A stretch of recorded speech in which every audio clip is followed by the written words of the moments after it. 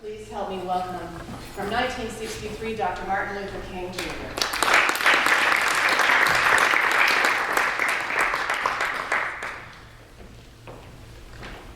Welcome, Dr. King. Thank you so much for joining us today. You have become really the face of the civil rights movement. I'd be curious to know how you got involved in that movement in the first place. I was first introduced, came to the movement during 1955, Montgomery bus boycott, when the woman by the name of Rosa Parks decided not to move her seat one day, and at the same time was not refusing to get up out of her seat. She stood up for the things that were going wrong in our country at the time. She did, and she'll be remembered for many years for doing that. What is the connection, though, between Rosa Parks and the Montgomery bus strike? At that moment, when she decided not to give up her seat, the Montgomery bus boycott started, and at that moment,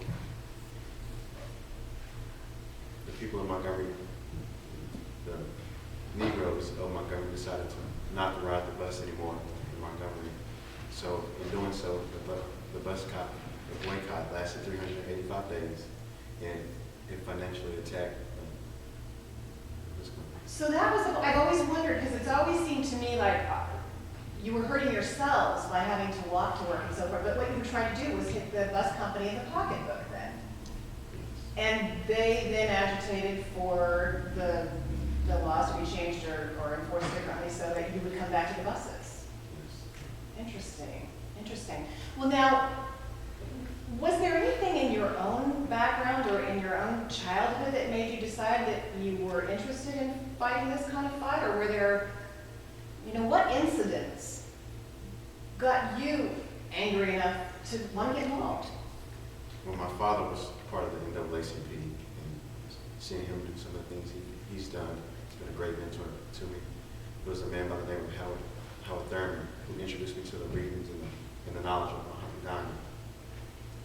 And Gandhi's been a huge influence on you, hasn't he? Yes, very much so. I had a travel to India to see his birthplace, which really made me realize that the things that were going on in my own country was wrong and had to be changed. And with the knowledge that I gained there of peaceful protests, I went back over to the United States, and I decided to do the things that needed to be done to change. Well, and it's remarkable that you have pursued peaceful protest so successfully when there are people in the civil rights movement who are actually advocating violence, Malcolm X, for example. Why do you think peaceful protest will be more effective? I feel like anybody can hate someone, but it takes somebody with a strong heart and strong mind to love someone who hates them. Because once you love that person, it makes them realize that the things they're doing it's not great, it's not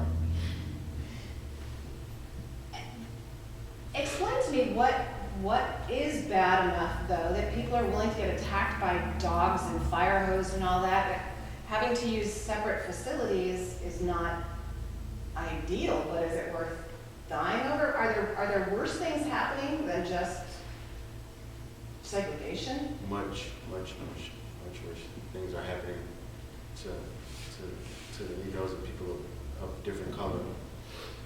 A boy by the name of Emmett Till was brutally murdered for so-called whistling at white. Well, tell me more about Emmett Till. Emmett Till was a 13-year-old young man who decided to go to the Mississippi Delta from Chicago to visit his uncle and his cousins. And one Sunday, after working in the cotton fields, he decided to buy a piece of gum. And when he bought the piece of gum, he brought it to the front counter. And at that moment, he may have or may have not whistled at the store owner's wife, which in turn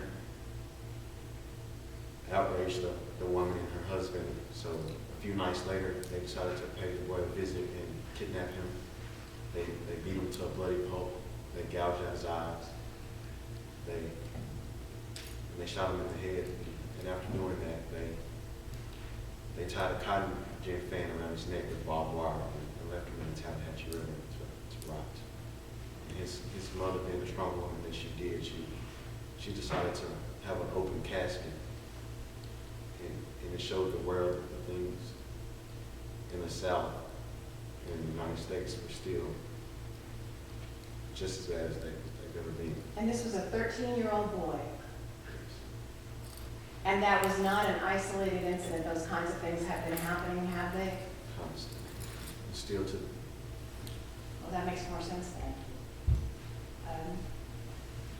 I don't generally, Dr. King, make a habit of telling my guests the long-term effect of their actions. But I think you should know that your movement will be successful, and that 45 years from now, in 2008, the United States will elect its first African-American president. I don't believe you. The idea of that is wow. Yes. It takes my breath away to know that my work, my hard work will one day pay off. I know I still have many more things to do at this moment, but to have understanding that one day the world will be a place where my children can be treated as equals. Amazing. That will happen, and it will be largely due to your work and your courage in standing up in the face of wrong. So thank you, Dr. King.